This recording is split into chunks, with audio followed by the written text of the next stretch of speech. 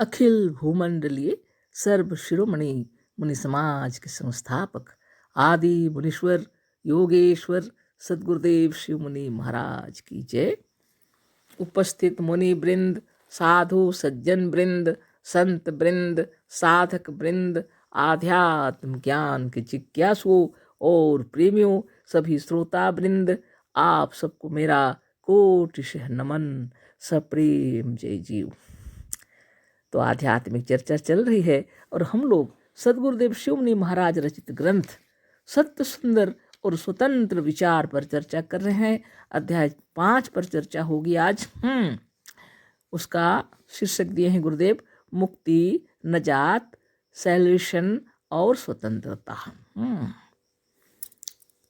अब पढ़ते हैं हम लोग, है ना। हमारे पाठक यह कह सकते हैं कि धर्म, संप्रदाय और मजहब या धार्मिक ग्रंथ हमें मुक्ति दिलाने की प्रतिज्ञा करते हैं, पर यह स्वतंत्र विचार हमें क्या देता है? अब लीजिए, ये रहा एक प्रश्न, है ना।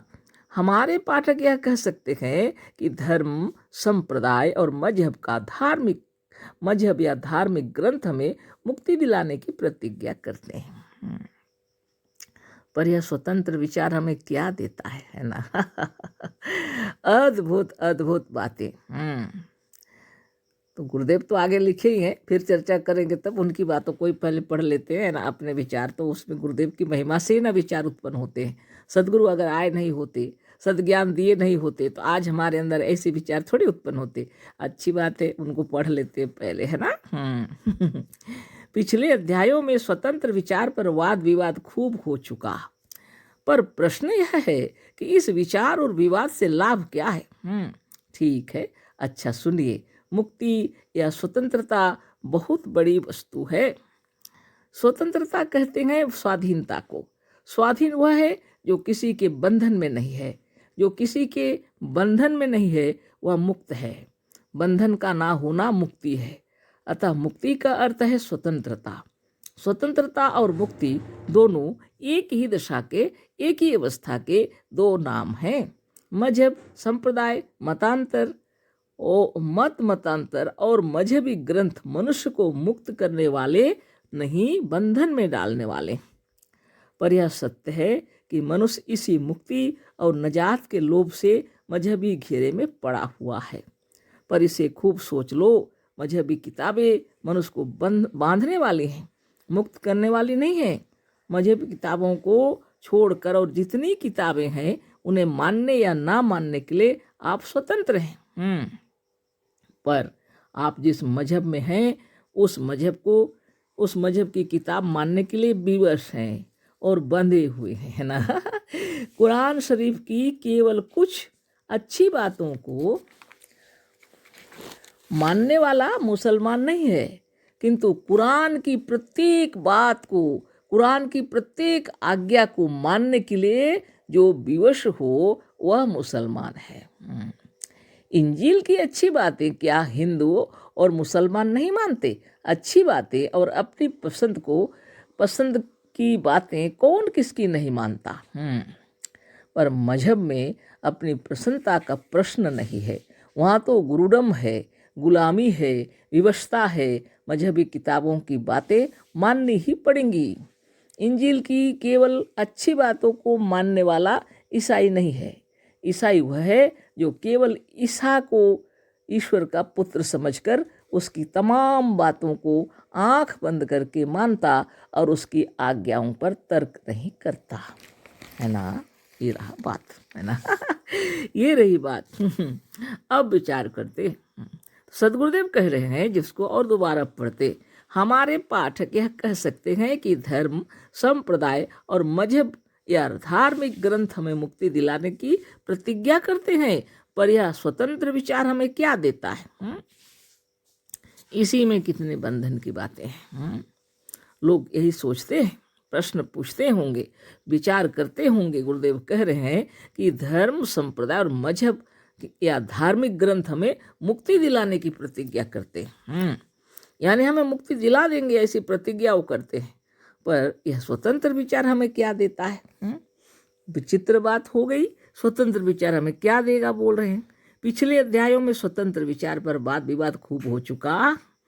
पिछले अध्याय में तो वाद विवाद खूब हुआ है स्वतंत्र विचार पर प्रश्न यह है कि इस विचार और विवाद से लाभ क्या है। इस विचार और विवाद से लाभ क्या है। हाँ, आप यहाँ मैं क्या बताऊं, इसमें वो लिखा हुआ नहीं है, लेकिन हमारे पास एक मुनि जी अभी एक क्षण पहले भेजे हैं, मनुस्मृति का कुछ भाग लिखा हुआ है। मैंने पढ़ा तो मुझे लगा ये सिर्फ पागलपन है, पागलपन के सिवा कुछ भी नहीं है, है ना। आगे पढ़ेगा, आवश्यकता पड़ेगी तो हम इसको भी पढ़ के सुना देंगे, अभी नहीं सुना रहे हैं। वो सब कार्य यदि कोई करेंगे ब्राह्मण भी, तो उनका ब्राह्मणत्व ही नष्ट हो जाएगा, लेकिन उसको लोग मान रहे हैं। बताइए कब? पुराने जमाने में। आज हमारे बच्चे नहीं मानेंगे इस बात को, क्योंकि आज हमारे बच्चों के अंदर स्वाधीनता, स्वतंत्र विचार इतनी तेजस्वी हो गई है कि किसी भी ग्रंथ में लिखा है तो थोड़ी ना मानेंगे, नहीं मानेंगे।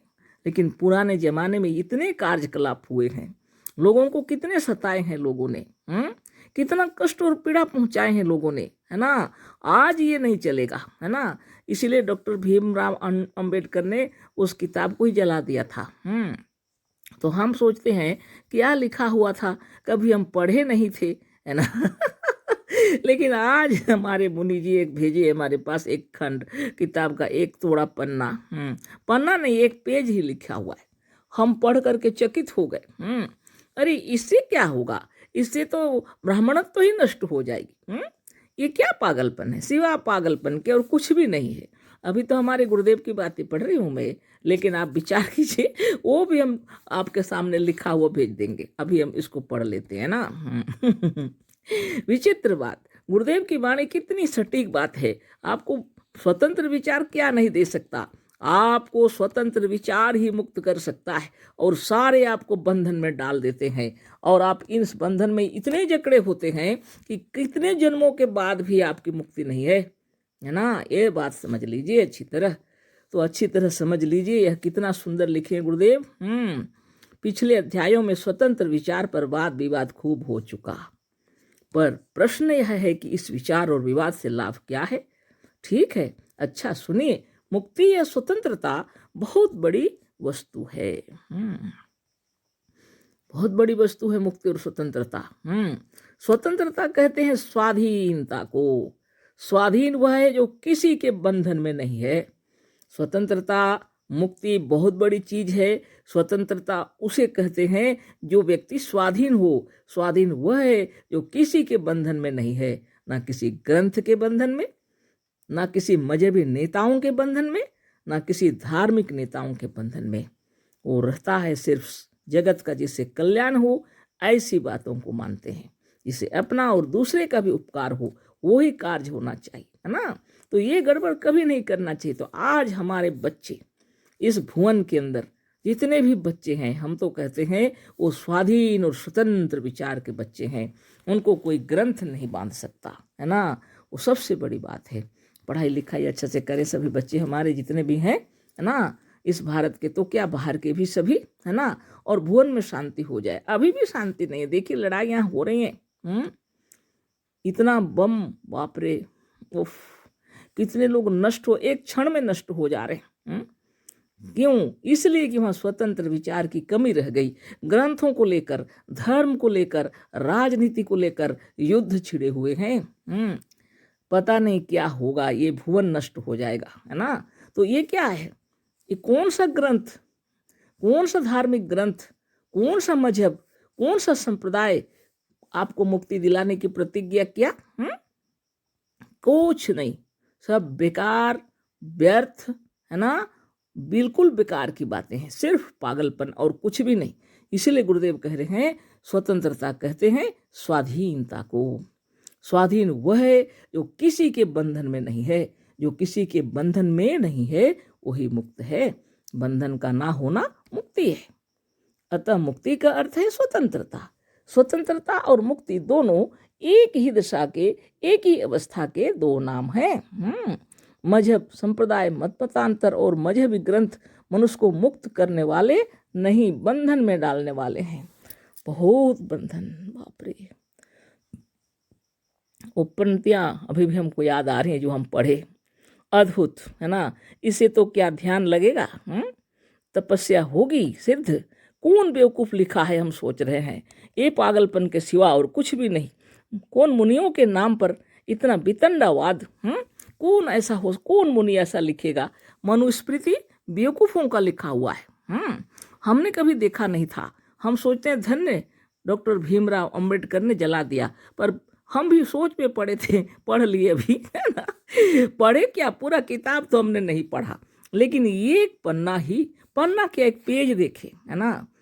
बाप रे, हम सोचे ये है बेवकूफ़ों का काम।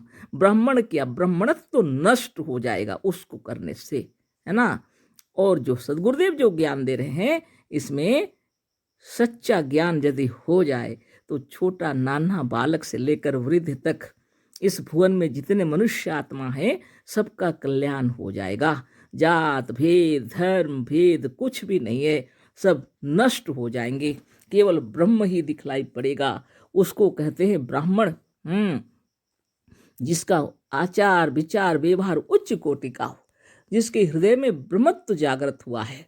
आप भी खूब विचार कर लीजिए, आप अगर सचमुच में ब्राह्मण हैं तो आपका ज्ञान उच्च कोटि का होना चाहिए, आचार विचार व्यवहार उच्च कोटि का होना चाहिए। यहाँ पर कोई शूद्र नाम का चीज ही नहीं है, सब ब्रह्म ही है। आंखों में पर्दा लगा हुआ है, विचारों में पर्दा लगा हुआ है, दृष्टिकोण बदलना पड़ेगा। वास्तव में मुक्ति दिलाने की शक्ति आपके अंदर है, आपके मन के अंदर है, किसी किताब में नहीं है, किसी ग्रंथ में भी नहीं है, है ना। इसीलिए श्रीमद् भगवद गीता में लिखा हुआ है, सर्वधर्मान परित्यज्य माम एकम शरणं व्रज अहम त्वा सर्व पापेभ्य मोक्षयिष्यामि मा शुचः, है ना। सभी धर्मों को छोड़कर एकमात्र मेरी शरण में आ जाओ, मैं तुम्हें हर प्रकार के पाप से मुक्त कर दूंगा, है ना, और तुम्हें मोक्ष का अधिकारी बना दूंगा। उसका साधारण अर्थ है। लेकिन आप सोचिए, कोई धर्म बाहर में जो कुछ है वह धर्म ही नहीं है, वो तो सिर्फ संप्रदाय है। जितने मतांतर हैं और जितने मजहब और संप्रदाय गढ़े हुए हैं, धर्म का मतलब क्या होता है सोचिए, स्वभाव होता है।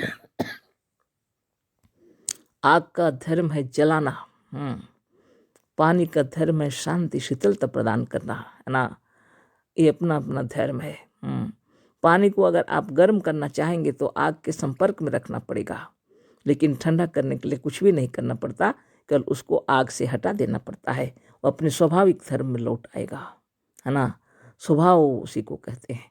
वास्तव में आप क्या हैं, सच्चिदानंद हैं, ब्रह्म है, साक्षात ईश्वर हैं। लेकिन आप क्या हो गए, ठीक उसी तरह जैसे पानी को आग के ऊपर चढ़ा देंगे ना, आग के संपर्क में रख देंगे, चढ़ाना भी नहीं पड़ता, आजकल तो मशीनी युग है ना। तो संपर्क में अगर आ गया तो गर्म हो जाएगा पानी। लेकिन वास्तव में उसका धर्म क्या है, सलील शांति, है ना, बहुत हृदय को शीतलता प्रदान करने वाली, है ना। बहुत सुंदर बात है, स्नान कर सकते हैं, पानी पी सकते हैं, है ना, बहुत बड़ी बात है। लेकिन अगर वो इतना ज़्यादा गर्म हो जाए तो जला से सकता है ना। वैसी स्थिति हम लोगों की हो गई है। ग्रंथों के पीछे, धर्म के पीछे, मतांतरों के पीछे जूझ रहे हैं हम लोग, और सोचते हैं कि ये हमें मुक्ति देंगे। कैसे होगा, विचार कीजिए। इसीलिए गुरुदेव कहते हैं, स्वतंत्रता कहते हैं स्वाधीनता को। स्वाधीन वह है जो किसी के बंधन में नहीं है, स्वमन अपना आप होता है। और अधीन जो अपने आप के अधीन में है वह कौन है, सिर्फ आत्मज्ञानी योगी लोग होते हैं। इस विश्व में जितने भी योगी लोग हैं, आत्मज्ञानी हैं, वो लोग स्वाधीन हैं, है ना। स्वाधीन का मतलब ये नहीं कि दूसरे के अधीन, दूसरों को अपने वश में करे, ऐसी बात नहीं। जो खुद को अपने वश में करते हैं, है ना, जिन्होंने अपने आप को शासित किया है, स्वयं ने अपना आप, तंत्र बने शासन, जिन्होंने अपने आप को शासित किया हुआ है। यम नियम बहुत बड़ी शक्ति है। अहिंसा, सत्य, अस्त्य, ब्रह्मचर्य, अपरिग्रह का जो पालन करते हैं, शौच, संतोष, तप, स्वाध्याय, ईश्वर प्रणिधान का जो पालन करते हैं, उन महान आत्माओं को हम लोग स्वाधीन कहते हैं। हमारा देश स्वाधीन तो हो गया जरूर, है ना, लेकिन मन से हम लोग अभी भी गुलाम हैं, परतंत्र हैं। और सदगुरुदेव जो शिक्षा दे रहे हैं, सत्य, सुंदर और स्वतंत्र विचार। आप खुद ही विचार कीजिए। कल भी चर्चा हुई, कोई भी किताब, कोई भी ग्रंथ, किसी के अंदर में इतनी ताकत नहीं है जो आपको स्वाधीन और मुक्त कर दे। कोई भी धर्म, कोई भी संप्रदाय, कोई भी मजहब आपको मुक्ति नहीं दिला सकती। आपको अगर मुक्त होना है तो अष्टांग योग का पालन करना पड़ेगा, है ना। अहिंसा का निश्चित पालन करना पड़ेगा, है ना। ईर्षा, द्वेष, छल, प्रपंच, कपट मनोमस्तिष्क से जब निकल जाएंगे तो आप स्वतंत्र रूप से, स्वाधीन रूप से अपने आप में तल्लीन हो जाएंगे, स्वरूपस्थ हो जाएंगे, अपने आप के उस अवस्था में पहुंच जाएंगे, सच्चे शिव हो जाएंगे आप, है ना। सच्चिदानंद हो जाएंगे आप, सच्चित आनंद स्वरूप हो जाएंगे आप, है ना। वो बड़ी बात है। इसलिए अहिंसा, सत्य, या आत्मा ही सत्य है। और सत्य को अगर आप जान गए तो फिर ब्रह्म रूप हो जाएंगे आप, है ना। ऐसी बात है। और क्या चोरी है हंसते, कौन चोरी करता है? किसी का चोरी करने का सवाल ही नहीं उठता, है ना। आप इतने उच्च कोटि के हो जाएंगे तो ब्रह्म विचारी, ब्रह्मचारी, है ना। इतने उच्च कोटि के ब्रह्मचारी हो जाएंगे आप। इसको ब्राह्मण जिसको कहते हैं, ब्रह्म ज्ञानी जिसको कहते हैं, है ना। तो यह सारा विश्व भी आपके लिए ब्रह्म लोक के समान हो जाएगा। सब अपने ऊपर निर्भर करता है, अपने विचारों के अनुरूप हो जाएंगे आप जब स्वाधीन और स्वतंत्र उसको कहते हैं। वो महान योगी, है ना। वो संसार में जहाँ कहीं भी रहेंगे वो वास्तव में सुखी रहेंगे। गृहस्थ आश्रम भी उनका सुखमय होगा, संन्यास भी है तो सुखमय होगा, है ना। जहाँ कहीं भी रहेंगे वो सुखी रहेंगे निश्चित रूप से, क्योंकि वो बहुत बड़े साधक हैं, योगी हैं, तपस्वी हैं, है ना। लोग तपस्या का मतलब क्या समझते हैं? एक तो सिर नीचे पैर ऊपर करके रहो, हाँ, एक तो एक ही पैर में खड़े हो जाओ, है ना। यही सब कार्य करते हैं जो उनको कहते हैं तपस्वी।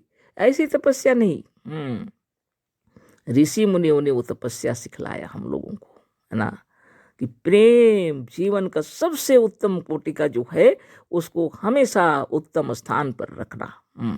लेकिन उसके अंदर हम लोगों ने डाल दिए गड़बड़। ईर्षा, द्वेष, छल, प्रपंच, कपट, ये सारे मैल अपने आप को स्वरूपस्थ होने नहीं देते, है ना। इनसे जितने दूर हो जाएं तो आप जल्द ही स्वरूपस्थ हो जाएंगे। इसलिए अहिंसा, सत्य, अस्ति, ब्रह्मचर्य, अपरिग्रह का पालन करना पड़ता है सारा जीवन, है ना। एक दिन का बात नहीं है, सारा जीवन, है ना।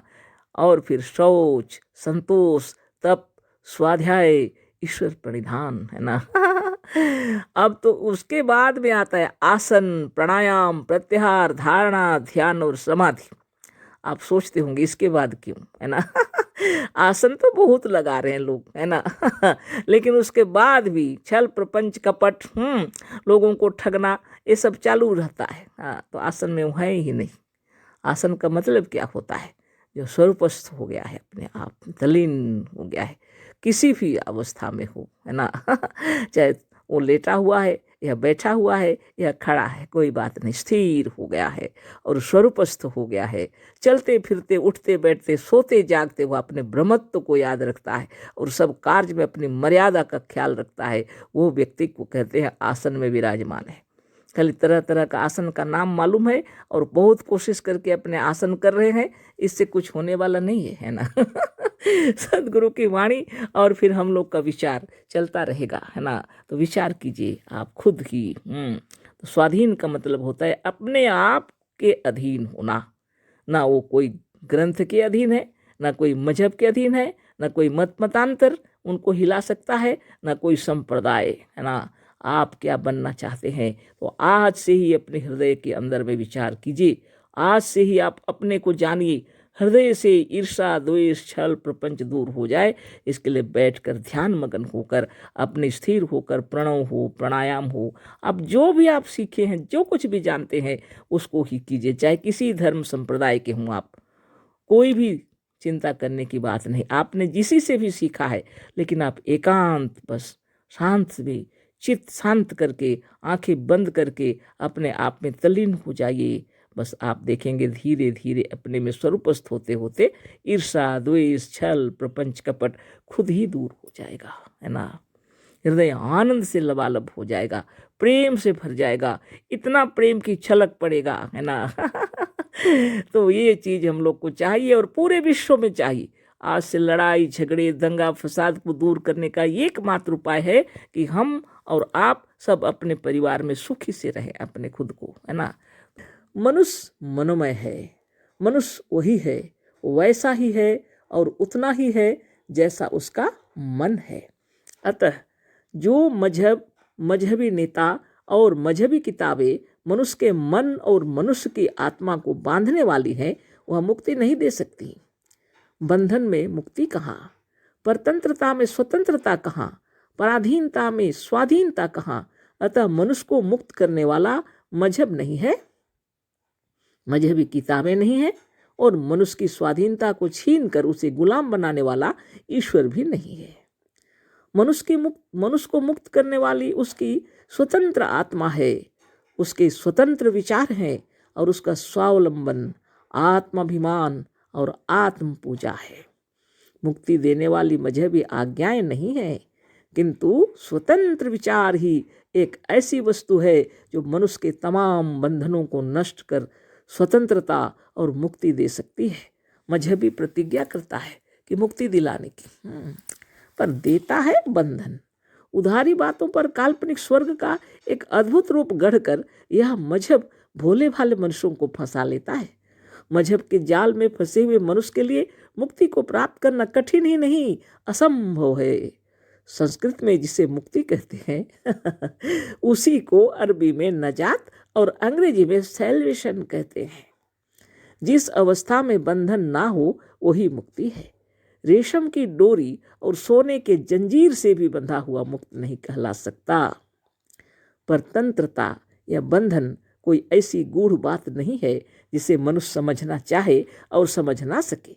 केवल शूद्र का गुलामी नहीं है, ब्राह्मण का गुलाम भी गुलाम ही है।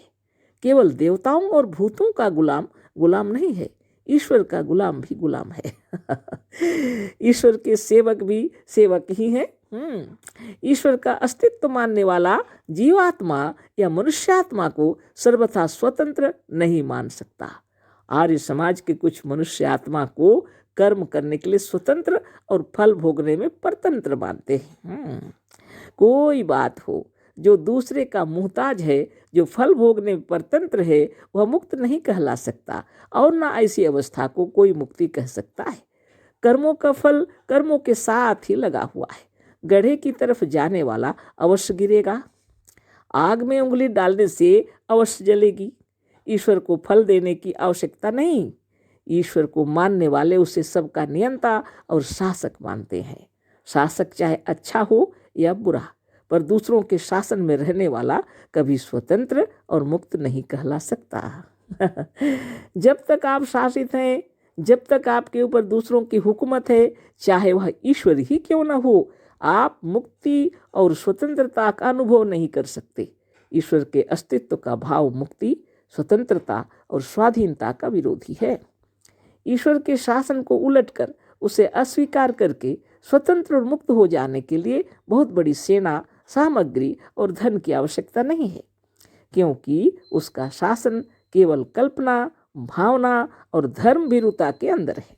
यहाँ ना लेखों में धर्म शब्द कर्तव्य के अर्थ में नहीं कहा गया है। यहाँ धर्म से मतलब मतांतर संप्रदाय और मजहब से है।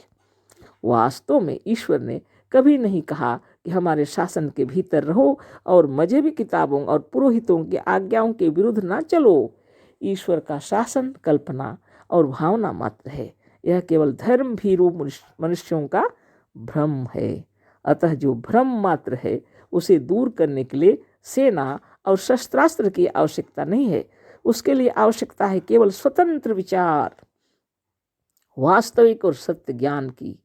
वेद का भी वचन है, ऋते ज्ञान न मुक्ति, मैंने लिखा हुआ है संस्कृत में, है ना, ऋते ज्ञानान्न मुक्ति, अर्थात बिना ज्ञान की मुक्ति नहीं हो सकती। ये इतना लंबा चौड़ा पैराग्राफ है ना। सदगुरु की महिमा अपार, बहुत सुंदर सदगुरुदेव समझाने हैं।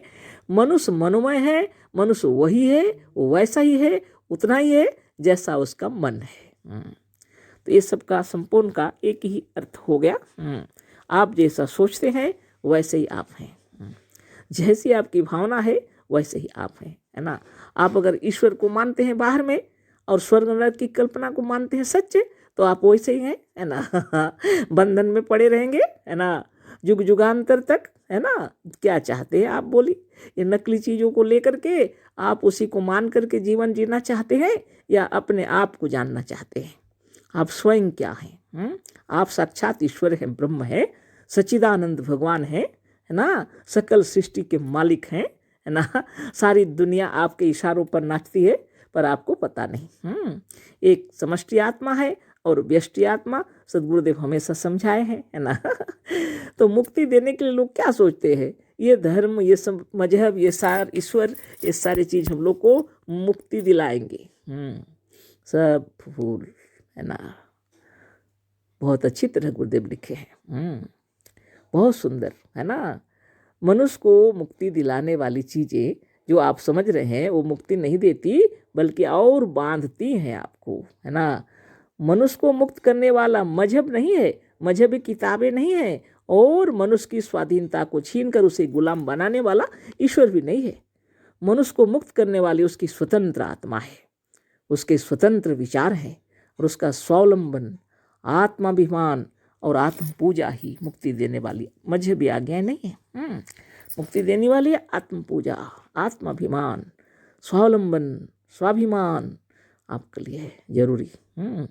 ये सब प्राप्त करने के लिए शांत चित्त होकर प्रणव प्राणायाम करना चाहिए, चक्रभेदन साधन ध्यान और तपस्या करनी चाहिए, शुभ विचार शुभ भावना करनी चाहिए जो आपको गुलामी से दूर ले चलेंगे। उन बातों को ख्याल करना चाहिए, वैसी किताबों को पढ़नी चाहिए और ऐसे सत्संग सुनने चाहिए जिससे आपको ब्रह्म ज्ञान हो जाएगा। और आपके विचारों के अंदर जब ये विचार उत्पन्न हो गया कि आप ब्रह्म हैं, तो स्वर्ग नरक फालतू चीज़ें हैं समझ में आ जाएंगी, बिल्कुल, है ना। इस बात को अगर आप समझ गए तो मोक्ष हो गया। मुक्ति देने वाली मजहबी आज्ञाएं नहीं है, किंतु स्वतंत्र विचार ही एक ऐसी वस्तु है जो मनुष्य के तमाम बंधनों को नष्ट कर स्वतंत्रता और मुक्ति दे सकती है। मजहब प्रतिज्ञा करता है मुक्ति दिलाने की, पर देता है बंधन। उधारी बातों पर काल्पनिक स्वर्ग का एक अद्भुत रूप गढ़कर यह मजहब भोले भाले मनुष्यों को फंसा देता है। आज जो कार्य करोगे वो स्वर्ग में तुमको मिलेगा। तुम आज अच्छा काम करोगे तो भगवान तुमको स्वर्ग में ले जाएंगे, खराब काम करोगे तो नरक में ले जाएंगे। इस सारे दोनों तरफ से उनको दोनों हाथों में लड्डू, है ना। वो ठगते हैं और आप ठगा जाते हैं। धर्म भीरु मतलब क्या होता है? धर्म से डरते हैं आप, ईश्वर के नाम से थर थर कांपते हैं। ईश्वर से डरते, ईश्वर की बातों को लेकर के लोग आपको खूब उल्टा सीधा पढ़ा दिए हैं पाठ, और आप भयभीत हो गए हैं, है ना। वो जो कहेंगे आप करेंगे। ये एक नशा है, बहुत बड़ी नशा। आपको अगर लोग कह दें कि तुम इसे मार दोगे तो तुम्हें स्वतंत्र हो जाओगे और मोक्ष प्राप्त कर लोगे, तो वो भी कर लेते हैं। ये पागलपन है। तमाम बातों को ख्याल कीजिए और सदगुरु की बातों को ख्याल कीजिए। और आप अगर सचमुच में मोक्ष प्राप्त करना चाहते हैं तो ज्ञान चाहिए, सिर्फ बिना ज्ञान के कुछ नहीं होगा, है ना। मजहब प्रतिज्ञा करता है मुक्ति दिलाने की, पर देता है बंधन। उधारी बात, अरे उधार है, वो मरने के बाद मिलेगा, अभी नहीं। काल्पनिक स्वर्ग का एक अद्भुत रूप गढ़कर यह मजहब भोले भाले मनुष्यों को फंसा लेता है। सभी धर्मों के अंदर ये मत सोच लीजिए कि मैं किसी एक विषय पे कह रही हूँ। जितने सनातन धर्मी भी वैसे ही कर रहे हैं, जितने मुसलमान भी वैसे ही, क्रिश्चियन भी वैसे ही, और जितने प्रकार के मजहब गढ़े हुए हैं सब वैसा ही कर रहे हैं। और आप अगर सचमुच में मोक्ष प्राप्त करना चाहते हैं तो बाहर की दुनिया से हटकर अपने भीतर की दुनिया में जाना पड़ेगा। 10 दिशाओं से हटकर 11वीं दिशा में जाना पड़ेगा, है ना। 11वीं दिशा कहाँ पर है? आपके अंदर। सेंटर की ओर चलिए, है ना। परिधि से हटकर सेंटर की ओर, केंद्र की ओर चलिए। आप स्वयं ब्रह्म हैं, है ना। इसी को समझाने के लिए सदगुरुदेव लिखे हैं। तो एक एक पैराग्राफ में इतनी बातें लिखे हैं कि एक एक वाक्य अद्भुत है ना। फिर भी हम लोग पढ़ेंगे अवश्य, है ना। तो ईश्वर को मानने वाले उसे सबका नियंता और शासक मानते हैं। शासक चाहे अच्छा हो या बुरा, पर दूसरों के शासन में रहने वाली कभी स्वतंत्र और मुक्त नहीं कहला सकता। जो दूसरे के शासन में रहते हैं कभी स्वतंत्र नहीं है, शासक अच्छा हो या बुरा, है ना। तो ईश्वर की बातों को लेकर के सब लोग बंधे हुए हैं। और आपको सद्गुरुदेव बता रहे हैं कि आप वास्तव में कौन है ना। देखिए वेद में भी वचन है, ऋते ज्ञानन मुक्ति, ज्ञान अन्न मुक्ति, माने मुक्ति का मतलब हो ऐसा ज्ञान, है ना। बिना ज्ञान के मुक्ति नहीं हो सकती, ज्ञान के सिवा दूसरा कोई उपाय ही नहीं है ना। इस बात को जान लीजिए। ये संक्षिप्त में हम कह दिए, जो भी हो आप इसको बार बार पढ़ लीजिए। आपके पास भी किताबें हैं, अगर नहीं है तो सुन लीजिए अच्छी तरह, हमने पढ़ दिया था पहले, है ना। आगे पढ़ते हैं। कल्पना और भ्रम, माने लिखे हैं गुरुदेव, कल्पना और भ्रम मात्र के बंधन को तोड़ने के लिए सच्चा ज्ञान या स्वतंत्र विचार पर्याप्त है। अतः मुक्ति को देने वाला ईश्वर या मजहब नहीं, किंतु यही स्वतंत्र विचार है जिसकी महिमा अभी तक आपको मालूम नहीं है। सच्चा ज्ञान हर प्रकार के बंधन और पर्दे को हटा देता है। सबसे बड़ा अंधकार अज्ञान है, ठीक उसी प्रकार से सबसे बड़ा प्रकाश ज्ञान है। अज्ञान ही सबसे बड़ा बंधन है और ज्ञान ही सबसे बड़ी मुक्ति है। बहुत बड़ी बात है। बहुत तत्व की बात है। गुरुदेव की वाणी तो अद्भुत है।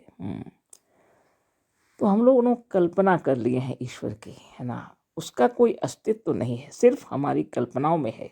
इसलिए हम उससे अपने मन को बचा नहीं पाते हैं, क्योंकि कल्पित चीज को हम लोग भ्रम से मानने लगे हैं, है ना। तो इसके हटना पड़ेगा हम लोग को। कल्पना और भ्रम मात्र के बंधन को तोड़ने के लिए सच्चा ज्ञान और स्वतंत्र विचार पर्याप्त है। जब आपको मालूम हो जाएगा कि ईश्वर, स्वर्ग, नरक, भूत प्रेत सब कुछ कल्पित है ना, आप भी विचार अच्छी तरह ज्ञान सद्गुरुदेव हो जाएगा रहे, तब वो स्वतः ही छूट जाते हैं। इसके लिए योग साधन की आवश्यकता पड़ती है। बिना योग साधन से आपको सच्चा ज्ञान नहीं होगा, है ना। ये कल्पना, ये भ्रम है, ऐसा आपको लगेगा ही नहीं, है ना। जब आपको सच्चा ज्ञान हो जाएगा अपने आप का, तब आपको मालूम हो जाएगा कि ये सभी वास्तव में भ्रम है। ऐसी कोई शक्ति बाहर में नहीं है, ऐसा कोई ईश्वर बाहर में नहीं है। सारी शक्तियों के प्रदाता आप हैं। आपकी शरीर के अंदर में जो हलचल मची हुई है, और इसी से सारे ब्रह्मांड का हलचल है ना। अगर आप इसको जान सकते तो यह भ्रम भी दूर हो जाएगा। सब कल्पनाओं में है, और जो जैसी जैसी कल्पना करते हैं उसको वैसा ही दिखता भी है। जीवित अवस्था में भी, स्वप्न में भी, मरने के बाद भी वही सब दिखेगा जो वो सोच रहे हैं। अगर वो झूठी कल्पना में है तो झूठ ही में रहेंगे। इसलिए इस भ्रम को दूर करना बहुत जरूरी है। गुरुदेव इसलिए लिख रहे हैं, इस माने कल्पना और भ्रम मात्र के बंधन को तोड़ने के लिए क्या चाहिए? सिर्फ सच्चा ज्ञान या स्वतंत्र विचार पर्याप्त है। पहले तो स्वतंत्र विचार की आवश्यकता पड़ेगी, है ना। जितने बंधन और मजहब और राजनीति और ये सब में हम लोग जो बंधे हुए हैं, ये सबसे अलग हट करके आप सोचिए। अपने आत्मबल, मनोबल, ज्ञान बल, योग बल बढ़ाने के लिए नित्य योगाभ्यास कीजिए। अपने आत्मा का ध्यान कीजिए। आत्म पूजा, आत्म मर्यादा सबसे बड़ी चीज़ है ना। तो अपने आप को ध्यानस्थ होकर के जब ध्यान करने लगेंगे तो सच्चा ज्ञान वहीं से प्रस्फुटित हो जाएगा, क्योंकि आपके अंदर ही ज्ञान भरा हुआ है, और आपके अंदर की यह शक्ति है जो भ्रम को तोड़ दे। भ्रम तो आपके अंदर में है। आपके अंदर में आप जो कल्पना कर रहे हैं, इन सारी चीज़ों को सत्य रूप में जानने के लिए आपको निश्चित रूप से साधन करना जरूरी है। नित्य दिन प्रणव, ध्यान, तपस्या करना चाहिए, और नित्य दिन गुरुदेव की वाणी को जपना चाहिए। तब आपको सच्चा ज्ञान हो जाएगा, है ना। सोचते होंगे कि यह क्या बात है, ये कल्पना और भ्रम मात्र है, ऐसा कैसे हो सकता है ना। तो उसी के लिए आपको स्वतंत्र विचार की आवश्यकता पड़ेगी, है ना। आगे हम लोग पढ़ते हैं। ये तो सिर्फ पढ़ने की चीज़ नहीं है, वास्तव में इसको जीवन में उतारना है। नित्य योगाभ्यास कीजिए, तब सब ठीक हो जाएगा, है ना। आगे पढ़ते हैं। अतः मुक्ति को देने वाला ईश्वर या मजहब नहीं, किंतु यही स्वतंत्र विचार है जिसकी महिमा अभी तक आपको मालूम नहीं है। आज तक आप क्या सोच रहे हैं? हमें मुक्ति और स्वतंत्रता किससे मिलेगी? ईश्वर की कृपा से मिलेगी। और ये कहाँ पर है? ये मजहब के अंदर, किसी धर्म के अंदर। और प्रत्येक धर्मावलंबी अपने अपने तरीके से उसको बना के रखे हैं और हम लोग उस पचड़े में घुस गए हैं। और कभी जीवन में स्वतंत्र विचार उत्तम उत्तम तरीके से हम कर ही नहीं पाएंगे। उसी बंधन के अनुसार दिमाग चलता है ना। तो इसको शुद्ध रूप से जानने के लिए आपको नित्य योगाभ्यास करना चाहिए, है ना। अगर साधन करते करते समाधिस्थ हो गए, ध्यानस्थ हो गए, तो आपको मालूम हो जाएगा ये सारी चीज़ें कल्पित हैं, बाहर की चीज़ें, और सच्चा कौन है? स्वयं आप। इसको जान लीजिए। इस सत्य को अगर आप जान गए तो स्वतंत्र विचार तो होंगे ही, है ना। तो उसकी महिमा अभी तक आपको मालूम नहीं है, गुरुदेव कह रहे हैं, क्योंकि बिना साधन ध्यान और तपस्या से स्वतंत्र विचार की महिमा मालूम नहीं पड़ती है। सच्चा ज्ञान हर प्रकार के बंधन और पर्दे को हटा देता है। जब सच्चा ज्ञान हो जाता है तब हर प्रकार का बंधन दूर हो जाता है ना। सबसे बड़ा अंधकार अज्ञान है, ठीक इसी प्रकार से सबसे बड़ा प्रकाश ज्ञान है।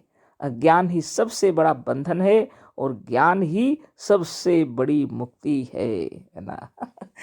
ज्ञान होते ही हृदय मुक्त हो जाएगा, सारे बंधनों से आप छूट जाएंगे, है ना। जब आपको यह मालूम हो जाएगा अच्छी तरह, है ना, कि आपके सारे कर्मों के फल आपको मिलते हैं, अच्छे बुरे सब कर्मों के फल आपको मिलते हैं।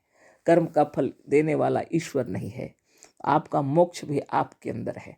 आपके मन के सारे भ्रम दूर हो जाएंगे जब, है ना, तो आप जो शरीर है स्वस्थ और निरोग रहेगा। आपका खान पान भोजन पान सब कुछ निर्मल और निरामय हो जाएगा, है ना, क्योंकि विचार बदल जाएंगे, है ना।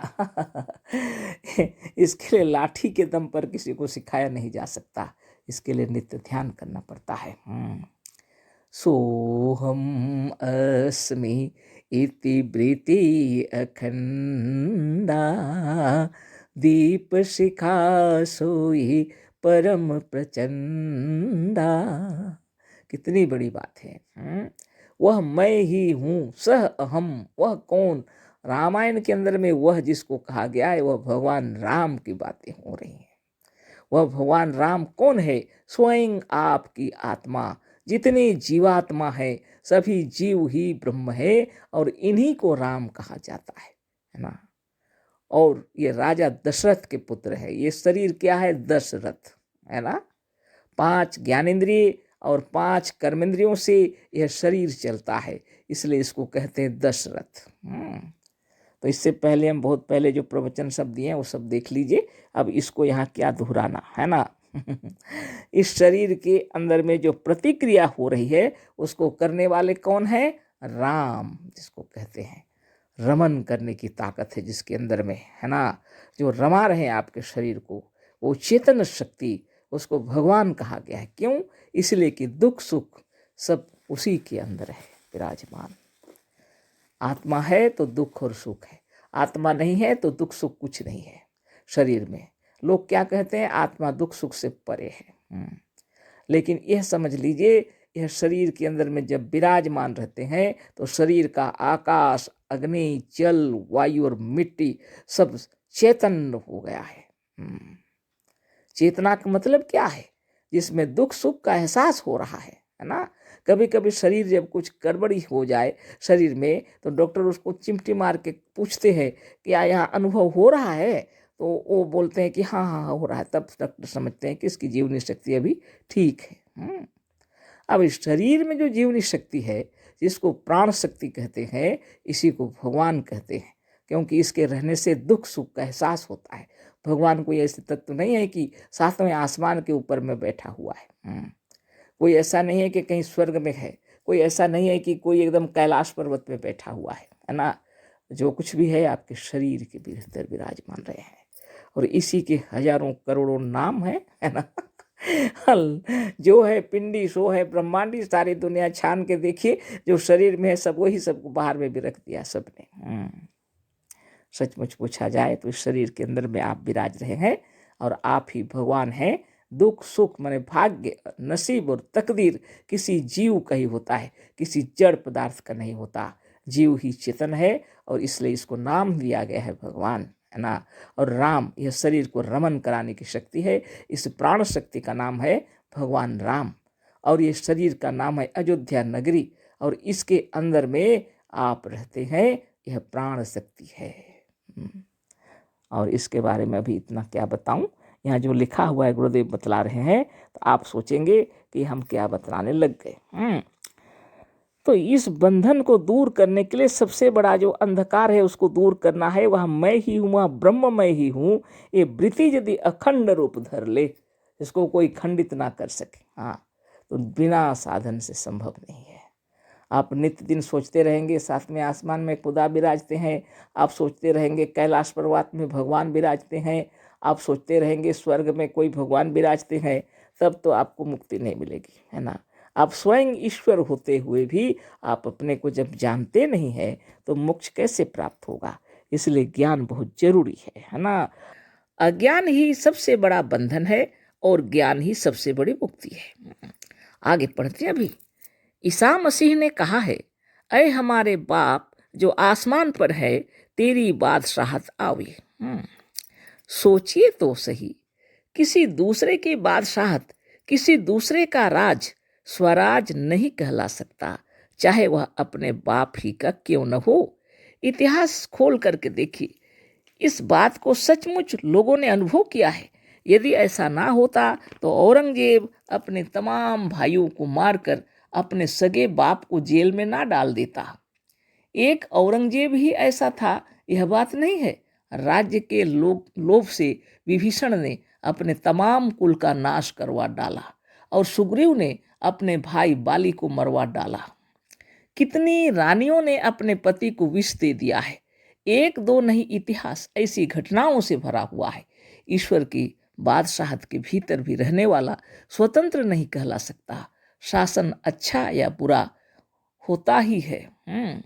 शासन अच्छा या बुरा तो होता ही है, पर अच्छे से अच्छा शासन भी बंधन है, वह मुक्ति नहीं कहला सकता। दूसरों के अच्छे से अच्छे शासन में रहने वाला भी स्वाधीनता, स्वतंत्रता और मुक्ति का रंचक मात्र भी अनुभव नहीं कर सकता। सदगुरुदेव शिवमुनि महाराज की जय।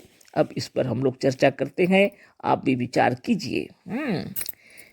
गुरुदेव लिखते हैं, ईसा मसीह ने कहा है, अय हमारे बाप जो आसमान पर है, तेरी बादशाहत आवे।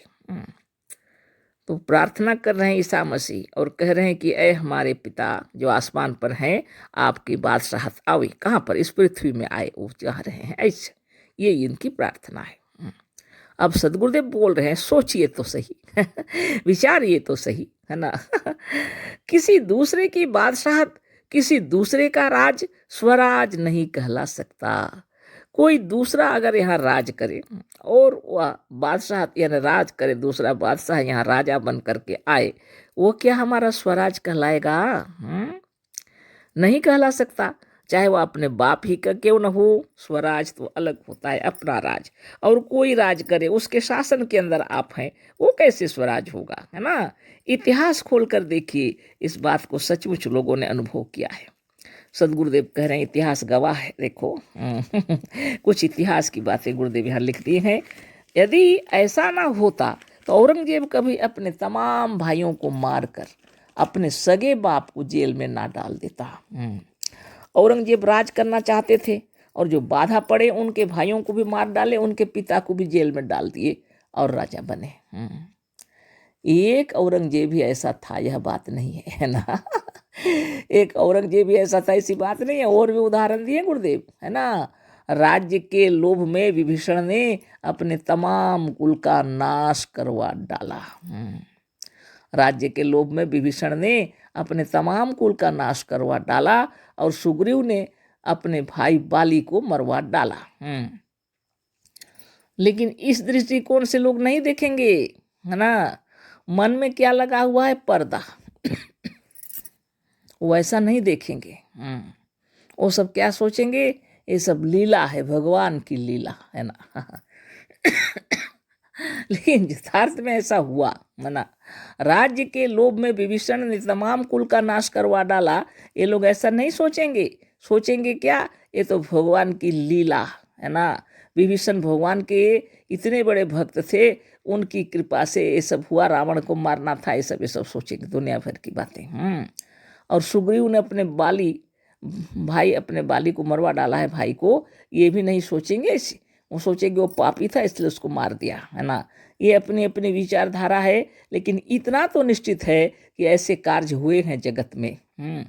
कितनी रानियों ने अपने पति को विष दे दिया है, कोई सोच भी नहीं सकता। ऐसी ऐसी घटनाएं होती हैं, एक दो नहीं, इतिहास ऐसी घटनाओं से भरा हुआ है। ऐसी घटनाएं इतिहास में बहुत सारी हैं, एक दो नहीं, इससे इतिहास भरा हुआ है। ईश्वर की बादशाहत के भीतर भी रहने वाला स्वतंत्र नहीं कहला सकता। सदगुरुदेव का विचार आप भी सोचिए, यदि कोई शासक है उसके अंदर आप हैं तो स्वतंत्र नहीं है। शासन अच्छा या बुरा तो होता ही है, अच्छा या बुरा तो शासन होता ही है, पर अच्छे से अच्छा शासन भी बंधन है। अच्छे से अच्छा शासन भी बंधन है, वह मुक्ति नहीं कहला सकता। कैसे मुक्ति कहलाएगा, है ना। शासन तो है। दूसरों के अच्छे से अच्छे शासन में रहने वाला भी स्वाधीनता, स्वतंत्रता और मुक्ति का रंचक मात्र भी अनुभव नहीं कर सकता। जो दूसरे के शासन में रहता है वो स्वाधीनता, स्वतंत्रता और मुक्ति का रंच मात्र भी, है ना, अनुभव ही नहीं कर सकता है। दूसरे के शासन में जो कोई रहेगा तो उसके इच्छाओं के अनुरूप जीना पड़ता है, अपनी इच्छा के अनुसार कैसे रहेगा। आगे गुरुदेव लिख रहे हैं, स्वतंत्रता के लिए किसी राजा से लड़ना व्यर्थ है। अपनी स्वतंत्रता को बेचने वाले आप स्वयं हैं। मनुष्य एक मनोमय प्राणी है, इसको कोई दूसरा नहीं बांध सकता यदि वह स्वयं बंधन में ना जाना चाहे। बहुत बड़ी बात है। स्वतंत्रता के लिए किसी राजा से लड़ना है क्या? नहीं, बिल्कुल नहीं, व्यर्थ है, बोल रहे हैं गुरुदेव। स्वतंत्रता के लिए किसी राजा से लड़ना व्यर्थ है। अपनी स्वतंत्रता को बेचने वाले आप स्वयं हैं। अपनी स्वतंत्रता को आप खुद ही बेच देते हैं, यानी आप स्वयं ही दूसरों के अधीन में रहते हैं। आपका मन है सबसे बड़ा, है ना। मनुष्य एक मनोमय प्राणी है, मनुष्य एक मनोमय प्राणी है, इसको कोई दूसरा नहीं बांध सकता यदि वह स्वयं बंधन में ना जाना चाहे। मनुष्य एक मनोमय प्राणी है, इसको कोई दूसरा नहीं बांध सकता यदि वह स्वयं बंधन में रहना ना चाहे। दृष्टांत के लिए हम अपने को उपस्थित करते हैं। गुरुदेव स्वयं अपना दृष्टांत दे रहे हैं। हम ईश्वर को नहीं मानते, सदगुरुदेव कह रहे हैं, हम ईश्वर को नहीं मानते। कभी ईश्वर ने हमें अपने को, अर्थात ईश्वर को मानने के लिए, अपने पर विश्वास लाने के लिए विवश नहीं किया, है ना। दूसरों की बात छोड़िए, स्वयं सदगुरुदेव कह रहे हैं हम ईश्वर को नहीं मानते। और ईश्वर ने कभी भी हमारे ऊपर ऐसा कोई कार्य किया ही नहीं कि हम जबरदस्ती उनको माने, हमें विवश नहीं किया कि हम उन्हें माने, है ना। अपने पर विश्वास लाने के लिए विवश नहीं किया। हमारे ऊपर विश्वास करो बोल के हमारे किसी प्रकार के हमको, हमारे ऊपर कोई प्रकार की व्यवस्था नहीं किए, है ना, मजबूर नहीं किए। हम ईश्वर को नहीं मानते हैं तो नहीं मानते। गुरुदेव अपना उदाहरण दे रहे हैं। कभी ईश्वर हमसे नाराज नहीं हुआ और ईश्वर कभी नाराज भी नहीं हुआ। कभी ईश्वर ने नहीं कहा कि हमारा शासन तुम्हें मानना पड़ेगा।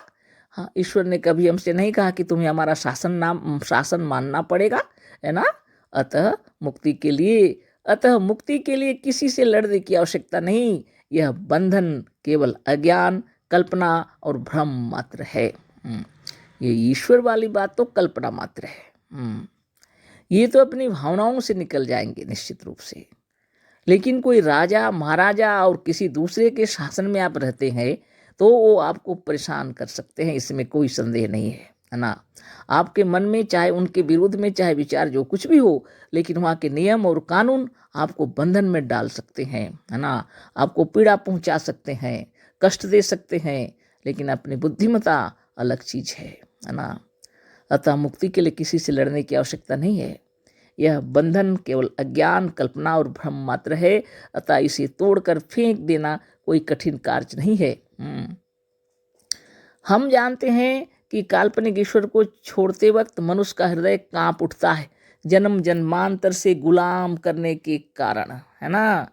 जन्म जन्मांतर से गुलामी करते हैं, इसलिए ईश्वर को लोग निकाल नहीं सकते। स्वतंत्र विचार उत्पन्न नहीं होता, सब डरते हैं, सदगुरुदेव बतला रहे हैं। पर मुक्ति और स्वतंत्रता बिना हृदय को मजबूत किए नहीं मिल सकता। मुक्ति और स्वतंत्रता पाना है तो हृदय को मजबूत करना पड़ेगा। काल्पनिक बंधन को भी तोड़ने में अज्ञान के कारण कठिनता हो रही है। ये काल्पनिक बंधन को तोड़ने के लिए भी अज्ञान के कारण ही कठिनाई उपस्थित हो रही है। पर इस लेख को यदि आप निष्पक्ष होकर स्वतंत्र विचार के साथ पढ़ेंगे और बार बार मनन करेंगे तो हृदय की दुर्बलता अवश्य नष्ट हो जाएगी, है ना। किसी दूसरे राजा महाराजा की बात छोड़ दीजिए, वो अलग चीज है, लेकिन मन के अंदर में जो बैठा हुआ है ईश्वर के विचार भाव, इसको हटा दीजिए, क्योंकि यह बिल्कुल काल्पनिक है। वास्तविकता यही है कि आप स्वयं ही साक्षात ईश्वर हैं। सारे नियम और कानून इसी ने बनाए हैं, है ना। और ये कानून जैसे बनाए हैं वो उसमें खुद फंस जाते हैं, है ना। जितने भी नियम बनाए हैं, व्रत पूजा उपवास सब मनुष्य का बनाया हुआ है। राजनीति के अंदर जितने संविधान सब मनुष्य का बनाया हुआ है। सब नियम और कानून, जात भेद धर्म भेद सब मनुष्य का बनाया हुआ है, लेकिन वो उसी में ही फंस रहा है और बहुत पीड़ित है ना। इससे उपाय करिए आप कुछ अच्छा, ताकि आप शुद्ध निर्मल निरामय होकर योग साधन करते हुए शांत चित्त से रहें। आगे पढ़ते हैं। परमपिता परमात्मा की कल्पना तो मजहबी किताबों ने की है, उसे छोड़िए। दृष्टांत के लिए पहले सांसारिक पिता को लीजिए। पिता का अपने बालकों पर कितना प्रेम होता है। पिता हर तरह से अपने छोटे बच्चों को मानता है। बच्चा भी पिता से प्रेम करता है, पर जब तक वह पिता के सामने बैठा रहता है अपने को कुछ सुरक्षित समझते हुए भी एक प्रकार का बंधन अनुभव करता है। बच्चा पिता के सामने अपने मन की नहीं कर सकता, अपने मन का खेल भी नहीं खेल सकता, अपने मन की चीज़ें भी नहीं खा सकता, अपने मन का भरपेट ना हंस सकता है, ना बोल सकता है, ना दौड़ सकता है और ना कूद सकता है। पर वही बच्चा जब उनका पिता ऑफिस चला जाता है और वह स्वतंत्र होकर अपनी उम्र के बच्चों के साथ मिल जाता है तो कितना हृदय से प्रसन्न होता है, यह किसी से छिपा नहीं है। क्योंकि हमारे पाठक सभी एक दिन बालक भी रह चुके हैं। पिता के प्रेम के साथ ही साथ बच्चों पर पिता का शासन भी होता है। प्रेम होने पर भी पिता के सामने बैठा हुआ बच्चा स्वाधीन और स्वतंत्र नहीं है। पिता के सामने बच्चा जो चाहे खा नहीं सकता, अपने मित्रों के साथ स्वतंत्रता पूर्वक जो चाहे वह न बोल सकता है, ना बातें कर सकता है, ना खेल सकता है। बड़ों का प्रेम बच्चों पर अवश्य होता है, पर गुरु, मास्टर, पिता, शिक्षक और दूसरे बड़ों के पास रहने पर, सब होने पर भी यह सर्वथा सत्य है कि बालक स्वाधीन, स्वतंत्रता, मुक्ति और उतनी प्रसन्नता का अनुभव नहीं करता। क्यों? बात यह है कि प्रसन्नता और वास्तविक सुख स्वाधीनता, स्वतंत्रता और मुक्ति में है, परतंत्रता और बंधन में नहीं। सदगुरुदेव शिवमुनि महाराज की जय, है ना। अद्भुत बातें हैं, आप भी विचार कीजिए, है ना। और कहीं गलतियां हैं तो बतलाइए। परमपिता परमात्मा की कल्पना तो मजहबी किताबों ने की है ना। किताबों में लिखा हुआ है परमपिता की कल्पना किए हैं, किताबों ने, मजहबी लोगों ने लिखे हैं। और मजहबी लोगों ने कल्पना किए हुए, है ना। उनकी बात छोड़िए, बोलते हैं दृष्टांत के लिए पहले सांसारिक पिता को लीजिए। जो संसार के पिता है, हम लोग के जो पिता हैं उनको लीजिए, बोलते हैं जितने पिता हैं सबके घर घर में, है ना। पिता का अपने बालकों पर कितना प्रेम होता है ना। बहुत प्रेम, है ना, बहुत ही प्रेम, है ना। बच्चा जब बहुत छोटा नन्हा रहता है तो फ्री रहता है, उस समय की बात अलग है, लेकिन थोड़े बड़े होने की बात हो रही है यहाँ पर, है ना। बचपन में तो कोई बंधन नहीं रखते, पिता बहुत उसकी रक्षा करते हैं, है ना। लेकिन जरा बड़ा होने पर तो शासन चलेगा ही, है ना। पिता का अपने बालकों पर कितना प्रेम होता है। पिता हर तरह से अपने छोटे बच्चों को मानता है। बच्चा भी पिता से प्रेम करता है। पर जब तक वह पिता के सामने बैठा रहता है, अभी बड़ा होने की बात हो रही, चलने फिरने दौड़ने भागने की बात हो रही है ना। अपने को कुछ सुरक्षित समझते हुए भी एक प्रकार का बंधन अनुभव करता है ना। क्योंकि वो अपने पिता को खुश रखना चाहता है और उनकी इच्छानुसार उसको चलना है ना। पिताजी अगर नाराज हो जाएंगे किसी बात को लेकर के, डांटे फटकारेंगे, है ना, इसलिए वो उसको थोड़ा सा बंधन तो लगेगा ही। हाँ, सुरक्षित भी लगता है कि पिताजी तो हैं, है ना। बच्चा पिता के सामने अपने मन की नहीं कर सकता, अपना इच्छानुसार तो इधर उधर दौड़ नहीं सकेगा वो। जैसी उनकी इच्छा होगी उनके पिता की, वैसे ही करना पड़ेगा। अपने मन का खेल भी नहीं सकता। अपने मन की चीज़ें भी नहीं खा सकता, जो इच्छा और ये खा नहीं सकते। हम लोग सब कोई शासन करते हैं बच्चों के ऊपर, है ना, खाने पीने को लेकर भी, है ना। अपने मन का भरपेट ना हंस सकता है ना बोल सकता है। खुशी से हंसना वो भी मुश्किल है। ना दौड़ सकता है, हाँ, ना कूद सकता है। अपने मन की इच्छानुसार दौड़ना, भागना, कूदना और खूब खिलखिला के हंसना और चिल्लाना, ये सब उसका मुश्किल हो जाता है पिता के सामने। पर वही बच्चा जब उसका पिता ऑफिस चला जाता है ना, अभी आनंद ही आनंद है, और वह स्वतंत्र होकर अपनी उम्र के बच्चों के साथ मिल जाता है तो कितना हृदय से प्रसन्न होता है। ये तो सबको पता ही है ना। यह किसी से छिपा नहीं है, क्योंकि हमारे पाठक सभी एक दिन बालक भी रह चुके, है ना। हम लोग का अपना बचपना याद हो जाता है ना। पिता के प्रेम के साथ ही साथ बच्चों पर पिता का शासन भी होता है। प्रेम होने पर भी पिता के सामने बैठा हुआ बच्चा स्वाधीन और स्वतंत्र नहीं है। पिता के सामने बच्चा जो चाहे खा नहीं सकता। अपने मित्रों के साथ स्वतंत्रता पूर्वक जो चाहे वह ना बोल सकता है, ना बातें कर सकता है, ना खेल सकता है।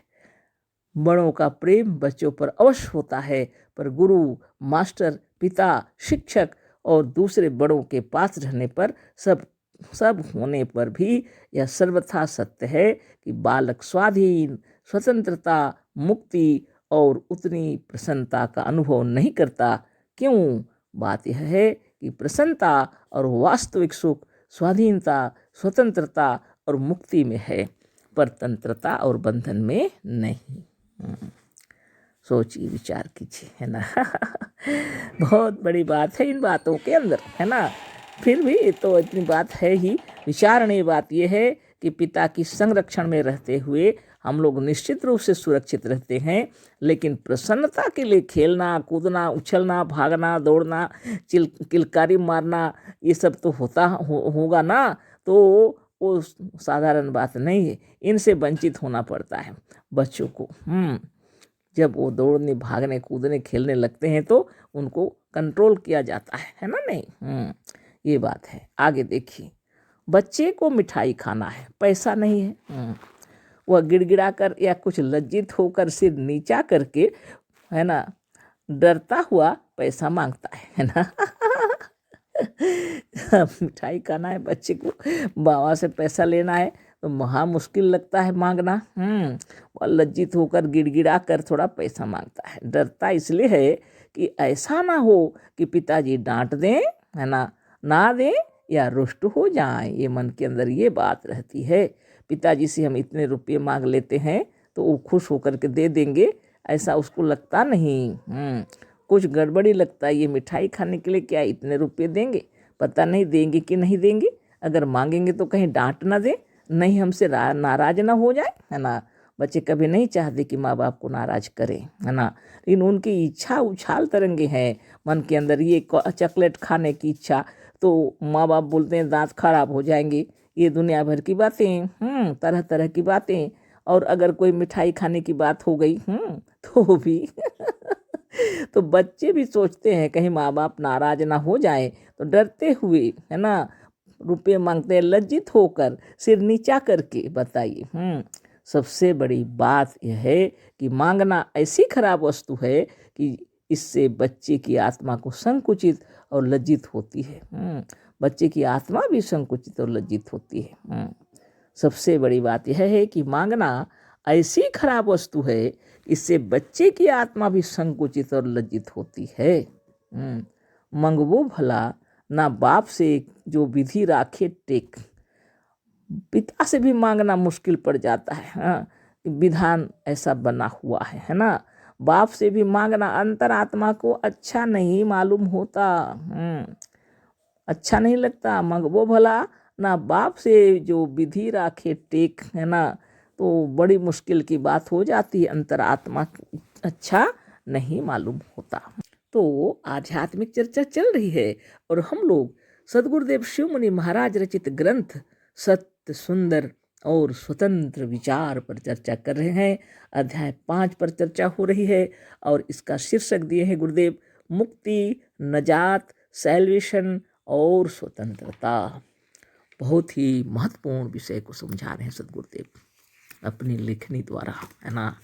जब तक वो बता सके, जब तक जीवित थे, खूब साधन शिक्षा दिए, बताए जगह जगह जाकर, और फिर बहुत अच्छा किए कि किताबें लिखकर चले गए। नहीं तो आज हम लोग किन को पूछते, है ना। बहुत सुंदर बात लिखे हैं और लोगों की स्वतंत्रता, स्वाधीनता, मुक्ति सबके अर्थ अलग हैं और हमारे सद्गुरुदेव जो लिखे हैं वो अद्भुत है ना। इसलिए इस पर विचार कीजिए। आगे पढ़ते हैं। बच्चा यही सोचता है कि कब हम इस योग्य होंगे कि हमें मांगना नहीं पड़ेगा, कब हम अपने घर के मालिक होंगे, कब हम स्वाधीन, मुक्त और स्वतंत्र होंगे। कहने का तात्पर्य यह है कि यदि ईश्वर का अस्तित्व स्वीकार करते हैं तो मनुष्य किसी अवस्था में स्वतंत्र, स्वाधीन और मुक्त नहीं हो सकता, क्योंकि ईश्वर का अस्तित्व सब जगह, सब काल में और सब अवस्था में मानना पड़ेगा। देखिए कितनी बड़ी बात है ना।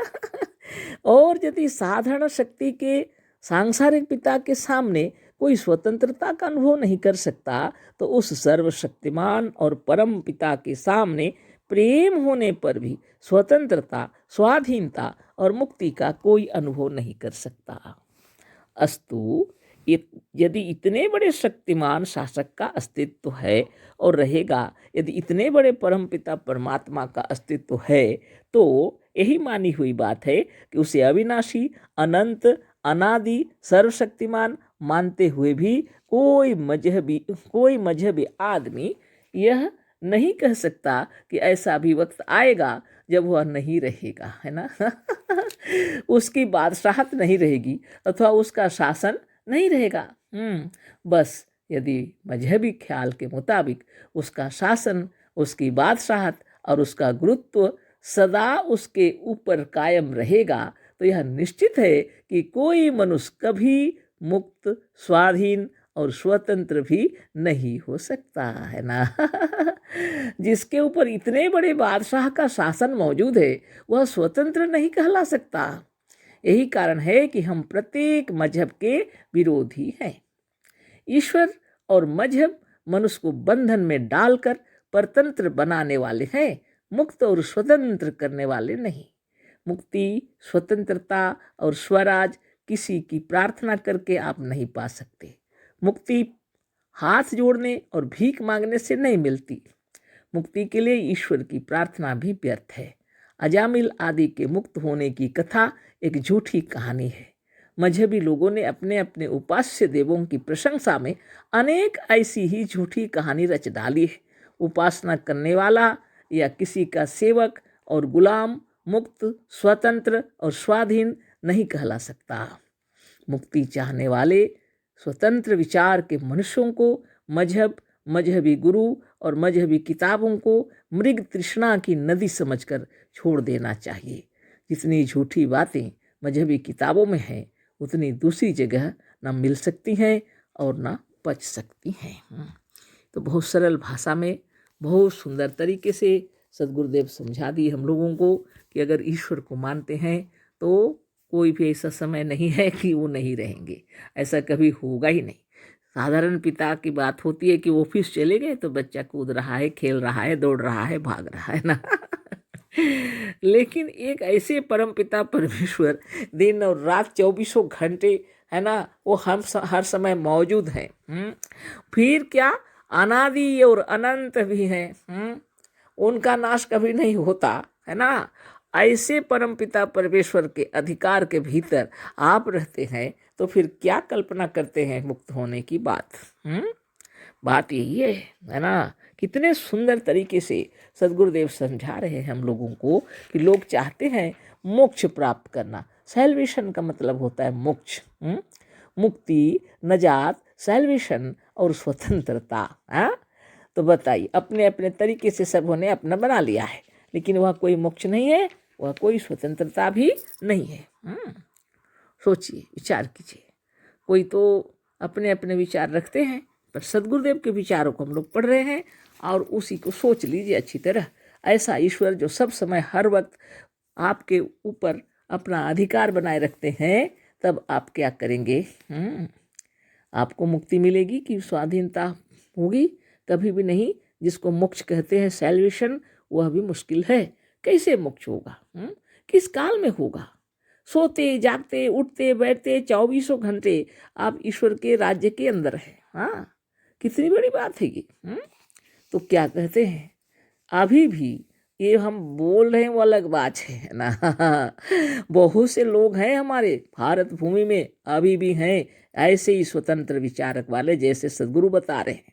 वो अलग बात है कि लोग आपके सामने नहीं बोलते, लेकिन सचमुच में वो अपनी आत्मा को ईश्वर है ऐसा जानते हैं, है ना, अच्छी तरह जानते हैं। हाँ, लोगों के सामने सदगुरु जैसे ढिंढोरा नहीं पीटा उन्होंने, है ना। ये दुनिया वाले क्या करते हैं, उसको मार डालते हैं, तो क्यों बोलेंगे वो, है ना।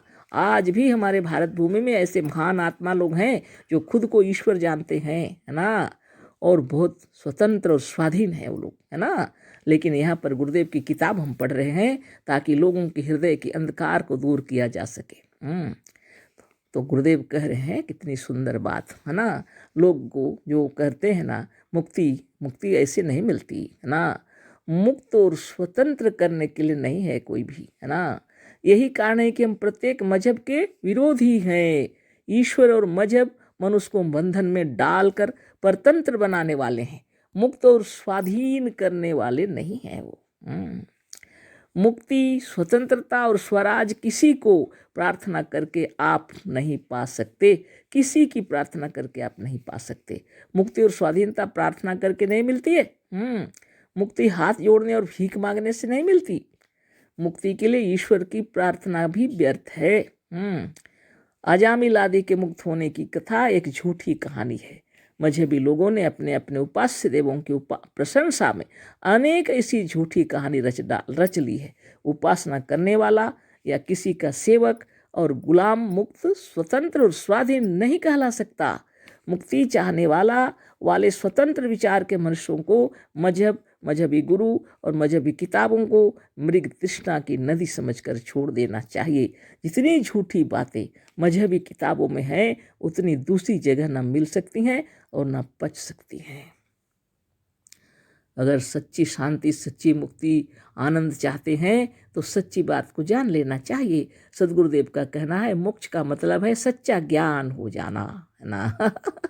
जब सच्चा ज्ञान आपको हो जाएगा तो आपका कोई तकलीफ नहीं है, आपकी कोई परेशानी नहीं है। जब आप जान जाएंगे ये जीव से बढ़कर कोई परम शक्ति है ही नहीं। ये आत्मा जिसको हम लोग कहते हैं, आत्मा इसलिए कहते हैं कि सबका अपना आप ही आत्मा ही अपना आप ही है। यही ईश्वर है, यह परमेश्वर है ना। सकल सृष्टि का मालिक है, आप स्वयं हैं, है ना। जितने हैं सभी हैं, है ना। एक व्यष्टि आत्मा और एक समष्टि आत्मा। देखिए इस आत्मा की रचना देखिए, जिन्होंने इतनी व्यवस्था की है, बहुत बड़ी बात है ना। जब स्थूल शरीर धारण करेंगे तो स्थूल जगत में उपस्थित होंगे आप हम सभी। यहाँ मित्र, दोस्त, बंधु बांधव, सखा, गुरुजन सभी मिलेंगे। किताबें भी मिलेंगी पढ़ने के लिए, तरह तरह की किताबें मिलेंगी, तरह तरह के गुरु मिलेंगे, है ना। तरह तरह के आर्टिस्ट हैं, कोई हंसाने वाले, कोई रुलाने वाले, आपका आनंद देने वाले, हर प्रकार से वर्तमान मिलेंगे आपको इस स्थूल जगत में। और जब आप इस सब से उब गए तो आराम चाहिए आपको, शांति, है ना। कोई कोई 100 बरस 150 बरस तक भी रहते हैं, फिर भी उनकी इच्छा होती है तो अपने सूक्ष्म में चले जाते हैं। और कुछ महात्मा ऐसे हैं जो यहाँ रहते हुए भी सूक्ष्म आत्मा में रहते हैं, है ना। और जब मन चाहता है शरीर में आ जाते हैं, है ना। उनकी महिमा निराली। आप सोचते होंगे ये सब कल्पना है, कल्पना नहीं है। आप स्वयं साधन करके देखिए, आपकी महिमा को आप अपने आप समझ जाएंगे। वास्तव में ईश्वर नाम की कोई चीज नहीं है, सब मनुष्य की कल्पना है केवल। ऐसी वस्तु कहीं है ही नहीं, एक आत्मा ही सत्य है। और सभी जितने जो कुछ देख रहे हैं इसी आत्मा की कल्पना है। सारा विश्व जो कुछ आप देख रहे हैं सब इसी की कल्पना है, इसी की सृष्टि है, इसी से तैयार हुआ है सब कुछ। तो ईश्वर भी इसी का बनाया हुआ है ना। तो बहुत बड़ी बात है। तो जो अपने मन की कल्पना है उसको मन से निकाल देने के लिए क्या चाहिए? सिर्फ ज्ञान चाहिए। यह सिर्फ ज्ञान से दूर हो जाएगा। आपको जैसे ही ज्ञान हो जाएगा आप मोक्ष प्राप्त कर लेंगे कि आप स्वयं ईश्वर हैं। तो क्या जपेंगे? निरंजनो हम जगदीश्वरो हम। बहुत बड़ी बात है ना। उपासना करने वाला या किसी का सेवक और गुलाम मुक्त, स्वतंत्र और स्वाधीन नहीं कहला सकता। मुक्ति चाहने वाले स्वतंत्र विचार के मनुष्यों को मजहब, मजहबी गुरु और मजहबी किताबों को मृग तृष्णा की नदी समझकर छोड़ देना चाहिए। जितनी झूठी बातें मजहबी किताबों में है उतनी दूसरी जगह न मिल सकती हैं और न पच सकती हैं। बहुत गंभीर बातें लिखी हैं सदगुरुदेव शिवमुनि महाराज ने, है ना। देखिए, केवल उपासना करने वाला या सेवक और गुलाम स्वतंत्र और स्वाधीन नहीं कहला सकता। कैसे कहलाएगा? और मुक्ति यदि आप सचमुच में चाहते हैं, सचमुच आप स्वतंत्र होना चाहते हैं, मुक्त होना चाहते हैं, नजात पाना चाहते हैं या सैल्वेशन, मोक्ष पाना चाहते हैं, तो गुरुदेव उस विषय में लिख रहे हैं। मुक्ति चाहने वाले स्वतंत्र विचार के मनुष्यों को मजहब, मजहबी गुरु और मजहबी किताबों को मृग तृष्णा की नदी समझकर छोड़ देना चाहिए। मृग तृष्णा कहते हैं जैसे रेगिस्तान है, बहुत तेज धूप, है ना, और भूखा यानी प्यासा मृग है। प्यासा समझ लीजिए, पानी की प्यास से परेशान हो रहा है, लेकिन कहीं नदी दिखलाई नहीं पड़ रहा, पानी कहीं दिखलाई नहीं पड़ रहा, लेकिन उसको दूर में झिलमिलाता हुआ ऐसा प्रतीत होता है धूप की वजह से कि सामने ही कहीं नदी है ना। दौड़ लगाएगा, जाके देखेगा तो उसे और अधिक दूर वो दिखलाई पड़ता है। पानी की खोज में परेशान होकर रेगिस्तान में दौड़ता रहता है मृग। मृग क्या, कभी कभी मनुष्यों को भी धोखा हो जाता है ना। इसको कहते हैं मृग तृष्णा, यानी प्यास के कारण परेशान होकर वो जब देखता है धूप की तेज में तो बालू के ऊपर कहीं दूर में चमकता हुआ ऐसा दिखलाई पड़ता है जैसे वहाँ नदी है ना।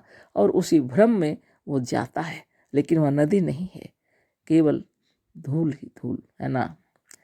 कुछ नहीं है वहाँ पर, बालू ही बालू है ना। ऐसी स्थिति है। तो सदगुरुदेव का कहना है, अगर सचमुच में मुक्त होना चाहते हैं, स्वाधीन होना चाहते हैं, स्वतंत्र होना चाहते हैं अगर आप, तो इन मजहब वाली बातों को छोड़ देनी पड़ेगी। मजहब किसे कहते हैं? जिन्होंने आत्मा से बढ़कर आत्मा की कल्पना को सर्वश्रेष्ठ समझ लिया है। आप ही सोचिए, ईश्वर कहते हैं जिसको ईश्वर मान लिए हैं जिन्होंने, और उसको ले करके जो गढ़े हुए हैं धर्म और संप्रदाय, उसको कहते हैं मजहब। और जो अपनी आत्मा को समझते हैं और वो सर्वश्रेष्ठ हैं वो लोग जो इसकी सच्चाई को जानते हैं, है ना, उनको मजहबी नहीं कहते, आत्मज्ञानी उनको कहते हैं। और मजहबी गुरु भी हैं, एक से बढ़कर एक, है ना। वो परम ज्ञान बताएंगे आपको, तो वो ईश्वर की बात बताएंगे। सबके अंदर है ये सब, है ना। जितने मजहब हैं उतने ही गुरु, है ना। और ये जितने गुरु हैं वो आपको भ्रमित कर देंगे, बिल्कुल वैसे ही जैसे मृग तृष्णा देख करके दौड़ता है मृग, नदी है समझ करके, है ना। उसी तरह आपको, हमको, सबको ये मजहबी किताबें और मजहबी गुरु हम लोग को बेवकूफ़ बनाते हैं, बिल्कुल, है ना। वो खुद ही उसी तरह है, उनको खुद ही ज्ञान नहीं है। जो समझा रहे हैं उनको भी ब्रह्म ज्ञान नहीं है। वो सिर्फ किताबों को पढ़ पढ़ करके और इसको ऐसा समझ लिए हैं कि जितना हम इसको पढ़ेंगे और जितना हम इसका प्रचार करेंगे उतने ईश्वर हमारे ऊपर मेहरबान हो जाएंगे, खुश हो जाएंगे और हमें मोक्ष मिल जाएगा। बहुतों को ऐसा लगता है ईश्वर हमें अपने पास बुला लेंगे, है ना, फिर इस मृत्यु लोक में नहीं आएंगे। इस तरह की बातें हैं। तो सोचते हैं ये जन्म मरण का ये जो क्या कहते हैं चक्र है छूट जाएगा, उसको मोक्ष कहते हैं। वह मोक्ष नहीं है, अज्ञान है ना। सदगुरुदेव जन्म मरण के इस चक्र से छूट जाने वाली बात को मोक्ष नहीं कहते हैं। सदगुरुदेव कहते हैं जन्म मरण के बंधनों को अपने समझदारी के साथ अगर आप इच्छानुसार आते जाते हैं तो बंधन को छोड़ देना वो मोक्ष है। जन्म मरण का एक बंधन पड़ा हुआ है, ये अज्ञान के कारण है। अज्ञात शक्ति से ये होता ही रहता है। अज्ञात शक्ति भी आपकी अपनी शक्ति है। आप जन्म और मरण आपने बनाए हुए हैं, जागृत स्वप्न सुषुप्ति तुरीय। और फिर इस शरीर में रहते हुए भी आप जागृत स्वप्न सुषुप्ति तक आते जाते रहते हैं। साधन ध्यान और तपस्या करने से आप तुरीय अवस्था तक जाते हैं। जब तुरीय अवस्था तक जाते हैं और सच्चे गुरु के ज्ञानी अगर प्राप्त हुए हैं आपको, तो तुरीय अवस्था में आपको सच्चा ज्ञान पूर्ण रूप से हो जाता है कि सकल सृष्टि जितना जो दिख रहा है सब आपका ही रचा हुआ है ना। लेकिन यहाँ पर क्या है ना, औरों की भी रचना इसमें मिली हुई है ना, इस स्थूल जगत में। लेकिन आप जब सूक्ष्म में रहते हैं तो सिर्फ आप अकेले होते हैं और आपकी ही महिमा है वहाँ पर, है ना। तो सदगुरुदेव का कहना है कि मरना मनुष्य को पसंद नहीं। तो मरना किसको पसंद आएगा? इतना प्रेम है संसार में, माता पिता भाई बहन गुरुजन सबका स्नेह प्रेम मोह माया में पड़े रहते हैं लोग, और यहाँ से मरना किसको पसंद आएगा? कोई किसी को छोड़कर जाना नहीं चाहते। जिसके घर परिवार में सुख शांति अथाह प्रेम है, भला वो मरना चाहेंगे? नहीं चाहेंगे। हाँ, विपद परिस्थिति आती है विकट, कोई किसी चीज़ों से बहुत दुखी हो जाते हैं तो वो मरने का कोशिश करते हैं, आत्महत्या सब करते हैं। और अगर ऐसे मर गए कोई तो किसी को पसंद नहीं है। लोगों ने विचार किया, बहुत सोचा इससे मोक्ष कैसे मिलेगा, है ना। तो लोगों ने विचार किया अपने अपने तरीके से। किसी ने सोचा कि ईश्वर से इतना प्रेम करो कि वो अपने पास बुला लें, है ना, और दोबारा इस मृत्यु लोक में ना भेजे, उसको मोक्ष कह दिया। यानी जन्म लेंगे तो मरेंगे निश्चित, तो जन्म ही नहीं लेंगे तो मृत्यु क्यों होगी, है ना। तो ऐसी बातों को लोग मोक्ष कहते हैं। आप ही सोचिए इसमें क्या आनंद है आपको। लेकिन लोग इसी को सोच करके इसी के लिए एड़ी चोटी का पसीना एक कर रहे हैं। और जितने मजहब के गुरु हैं सब रात और दिन यही प्रवचन दे रहे हैं और सुना रहे हैं लोगों को, ताकि ईश्वर खुश हो जाए तो उनको अपने पास बुला लें, तो दोबारा इस मृत्यु लोक में नहीं भेजेंगे। उसकी तैयारी चल रही है। कितनी बातें हैं बताइए, है ना। ये क्या मोक्ष है? हमारे सदगुरुदेव कहते हैं जन्म मरण के बंधनों से छूट जाना, है ना, उसको जानना चाहिए, वो मोक्ष है। जन्म मरण से छूट जाना उसको मोक्ष लोग समझ रहे हैं। जन्म मरण से छूट जाना मोक्ष नहीं है, जन्म मरण के बंधनों से छूट जाना मोक्ष है। सदगुरुदेव शिवमुनि महाराज की जय। उदाहरण देते हैं, आप एक सुंदर मकान में रहते हैं, बहुत खूबसूरत, है ना, स्वर्ग सा आनंद है वहाँ पर, किसी चीज की कमी नहीं है आपको, घर से निकलने की कोई आवश्यकता भी नहीं है। लेकिन फिर भी यदि कोई कह दे इस घर से तुम अब निकल नहीं सकते हो, तुम्हें इसी जगह रहना है, बाप रे बाप, बहुत ही तकलीफ महसूस करेंगे आप, है ना।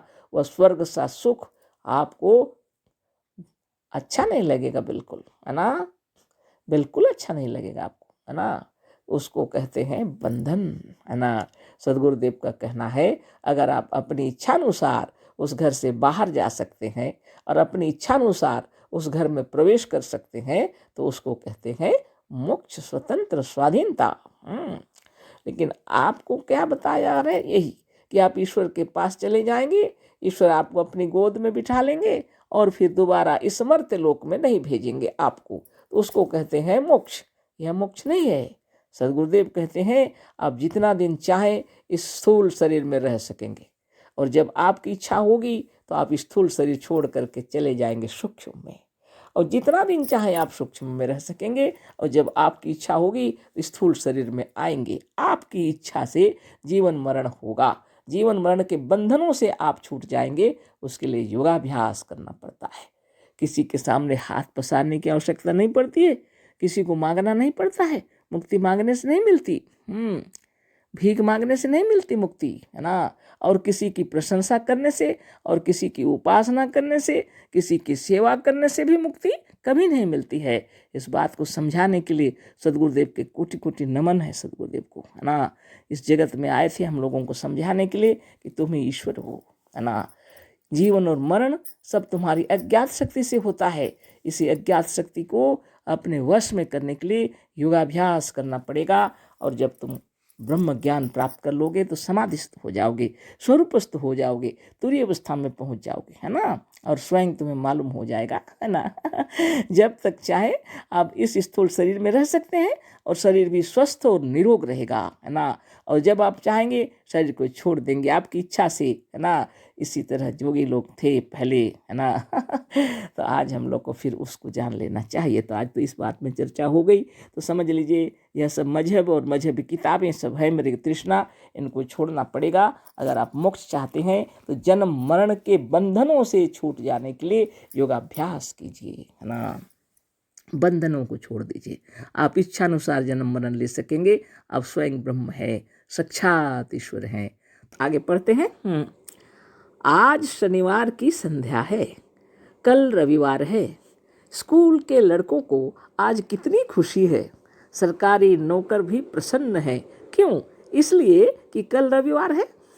आज इस वक्त से कल तक स्वतंत्र रहेंगे। यह खुशी स्वतंत्रता की है। सरकारी नौकरी करते हैं तो तनख्वाह पाते हैं, पढ़ते हैं तो विद्या सीखते हैं, पर मालिक के सामने नौकर जब तक रहता है अपने को स्वतंत्र नहीं समझता। बालक जब तक गुरु और शिक्षक के निकट रहता है अपने को बंधा हुआ समझता है। अतः यदि हम साधारण गुरु के सामने और उसकी विद्यमानता से सांसारिक पिता और साधारण मालिक के सामने या उसकी विद्यमानता में मुक्ति, स्वाधीनता और स्वतंत्रता का अनुभव नहीं कर सकते, तो उस परम पिता, जगत गुरु और सबसे बड़े मालिक के सामने या उसकी विद्यमानता में मुक्ति, स्वाधीनता और स्वतंत्रता का अनुभव करना कठिन ही नहीं, असंभव है। बस मजहबी लोग जो ईश्वर का अस्तित्व अपने से अलग स्वीकार करते और मानते हैं, वह कभी मुक्त नहीं हो सकते। सूर्य का पूर्व से पश्चिम को उदय होना शायद संभव भी हो, पर ऐसे लोगों की मुक्ति कदापि नहीं हो सकती। कल भी इस पर खूब चर्चा हुई है, और फिर क्या बताऊं, ये अंतिम वाला पर भी साथ विचार कर लेते हैं। सदगुरुदेव जो कह रहे हैं, ऊपर वाला तो सब हो गया कंप्लीट, सबको मालूम हो गया है। तो गुरुदेव क्या कह रहे हैं? जो लोग ईश्वर को अलग मानते हैं, है ना, मजहबी लोग जो ईश्वर का अस्तित्व अपने से अलग स्वीकार करते हैं और मानते हैं, वह कभी मुक्त नहीं हो सकते। ये बहुत बड़ी बात है। जो लोग ईश्वर को अस्तित्व को अलग मानते हैं, अपने से अलग स्वीकार करते हैं, उनका मोक्ष पाना मुश्किल है क्या, असंभव बता रहे हैं गुरुदेव।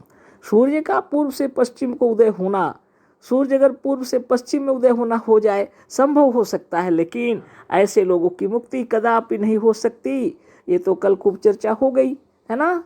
उसको फिर से आप याद कर लीजिए, है ना। साधारण मालिक के सामने नौकर को अपने आप में स्वाधीनता और स्वतंत्रता मालूम नहीं होती।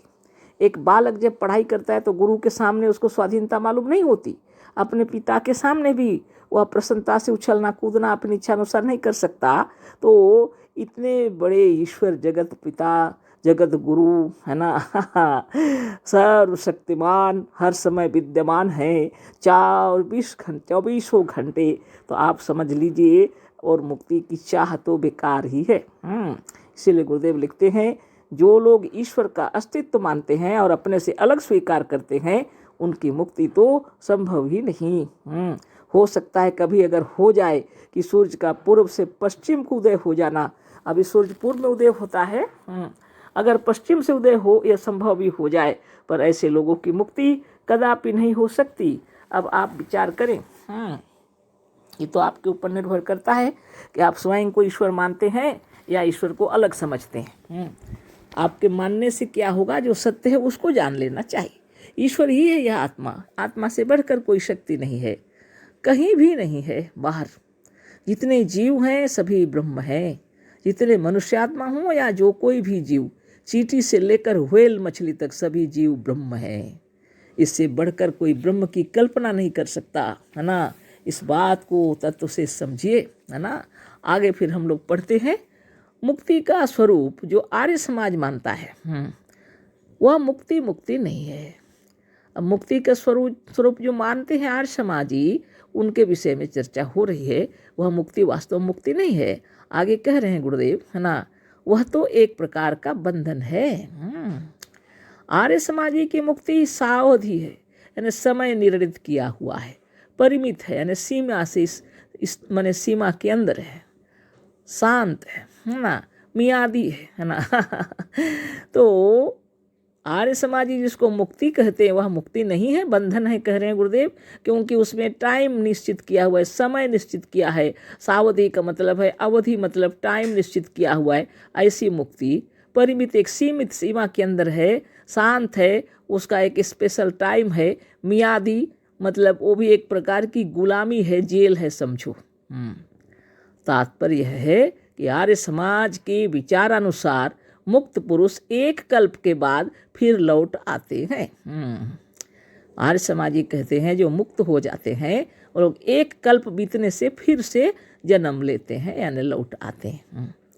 एक कल्प के बाद फिर लौट आने का नियम होने से उसकी सीमा हो गई, एक नियम निर्धारित किया गया, एक सीमा स्थिर की गई कि एक कल्प बीतने के बाद वो आएंगे फिर से, है ना। अवधि समाप्त हो जाएगी, जो समय निश्चित किया गया है एक कल्प, ये भी एक अवधि हो गई। और मिजाद यानी जेल, एक कल्प बीतने पर वो जेल से मुक्त होकर के जैसे कोई आ जाए। ये है सदगुरु के विचार, और इस विचार को आप विचार करके देख लीजिए मुक्ति के विषय में क्या होता है ना। तो आर्य समाजी कहते जो मुक्त हो जाते हैं एक कल्प तक मुक्त रहते हैं, और एक कल्प बीतने के बाद फिर से आ जाते हैं। इस समय की सीमा हो गई, इसके लिए गुरुदेव इसको मुक्ति नहीं मानते। इतने वर्षों के लिए, एक कल्प के लिए वो एक बंधन में रह गया। आगे देखते हैं क्या लिखे हैं सदगुरु। हमारे इस तरफ यदि कहा जाए कि अमुक मनुष्य मियाद काट कर आ गया, सदगुरुदेव गोरखपुर में रहते थे, जन्म स्थान गुरु का गोरखपुर, है ना, उधर की बात हो रही है। वहाँ ज़्यादातर पढ़ाई पहले उर्दू में ही होते थे, है ना, तो उर्दू का शब्द है ये मियाद। तो हमारे इस तरफ यदि कहा जाए कि अमुक मनुष्य मियाद काट कर आ गया, तो इसके माने यह समझा जाता है कि वह जेल से नियत अवधि काट कर आ गया है। मियाद का मतलब होता है जेल में था और समय अनुसार उसकी पूरी हो गई जब, तब वो लौटा। यानी 100 वर्ष या एक युग बीत जाने के बाद आर्य समाजी जो मुक्त हो गए हैं वो आएंगे फिर से। तो ये रहा सदगुरु का ज्ञान, और ये रहा उनका दर्शन और फिलोसफी, और आप विचार करके देखिए यह सही है या नहीं। सदगुरुदेव कह रहे हैं मुक्त हो गया, ठीक है, लेकिन 100 साल या एक युग के बाद वो फिर से आ जाएगा। ये क्या बात है? ऐसी बात होती। एक युग क्या होता है आप देखिए, हमको लगता है 100 वर्ष, लेकिन क्या उससे भी ज़्यादा होता है।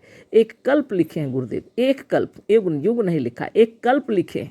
एक कल्प के बाद फिर लौट आने का नियम है, माने एक कल्प जब पूरा हो जाएगा तब वो लौट के आ जाएंगे। हमारे इस तरफ यदि कहा जाए कि अमुक मनुष्य मियाद काट कर आ गया, इसके माने यह समझा जाता है कि वह जेल से नियत अवधि काट कर आ गया। जेल गया था, मान लीजिए 6 साल के लिए कि 1 साल के लिए कि 5 साल के लिए कि 10 साल के लिए, वो पूरा होके लौट गया। बात यह है कि मियाद या अवधि बंधन या जेल ही हुआ करती है, मुक्ति की नहीं। ये अवधि दिया तो इसका मतलब है वह जेल है, मुक्त नहीं है वह, क्योंकि उस समय तक वो बाहर नहीं जा सकता। ये भी तो नियम है ना।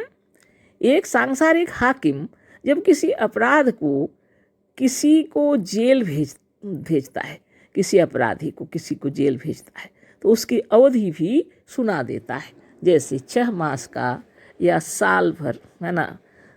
या यही अपराधी कारागार से जब छूटता है तो यह नहीं कहा जाता कि तुम इतने दिनों के लिए छोड़े गए हो। अब छूट जाता है तो उसको नहीं कहा जाता है कि भाई तुम छूट तो गया लेकिन फिर 6 साल के बाद आ जाना, ऐसा कोई कहेगा क्या। यानी कोई हम बोल रहे हैं, मैंने कोई टाइम दिया नहीं जाता है कि तुम छोड़ दिए गए तो छोड़ दिए गए फिर ही। उसका कोई समय नहीं होता है। यदि मुक्त हो गया तो स्वाधीन हो गया ना, फिर उसका क्या समय। मियाद या अवधि जेल की होती है, मुक्ति की नहीं। तो गुरुदेव कह रहे हैं मियाद या अवधि जेल की होती है, मुक्ति की नहीं। मुक्त होने पर वो अवधि क्यों होगा, वो तो स्वतंत्र हो गया ना। मुक्ति के साथ अवधि का कोई बंधन नहीं हो सकता। मुक्त है हो गया तो मुक्त हो गया, उसके लिए कोई बंधन नहीं। कैसे होगा। मुक्ति के साथ अवधि का कोई बंधन नहीं हो सकता। यही यदि फिर अपराध करेगा तो फिर जेल में डाल दिया जाएगा। हाँ, स्वाधीन हो गया, स्वतंत्र हो गया, जेल से उसको मुक्त कर दिए, लेकिन यदि अपराध करेगा तो फिर डालेगा उसको, है ना, जेल में, है ना। और अब की बार 1 वर्ष की जगह 2 वर्ष की मियाद हो सकती है। 1 वर्ष का काट के आया, ज़्यादा गलती किया फिर डालेंगे 1 वर्ष की जगह 2 वर्ष। पर 2 वर्षों के बाद नियत दंड भोग लेने पर फिर वह मुक्त होगा। 2 वर्ष के बाद फिर मुक्त हो जाएगा। छूटते वक्त मुक्ति के समय कोई हाकिम यह नहीं कह सकता कि तुम केवल इतने दिनों के लिए छोड़े गए हो, ऐसा नहीं कहा जाता है ना। मुक्ति की अवधि नहीं हो सकती। कहीं लाखों में एक किसी देश में कभी कभी राजनीतिक कैदियों के लिए ऐसा भी हुआ है कि अपराधी को किसी कारणवश बीच में छोड़ दिया गया है और 1 आध महीना बीत जाने पर और उपस्थित कारण के न रहने पर फिर जेल में लौट आने के लिए कहा गया है कहीं कहीं पर, है ना। तो आज इतना ही बात करेंगे, समय ज़्यादा हो गया। आप भी खुद विचार कर लीजिए, मुक्त क्या होता है, अवधि होना चाहिए या नहीं। सद्गुरुदेव शिवमुनि महाराज की जय।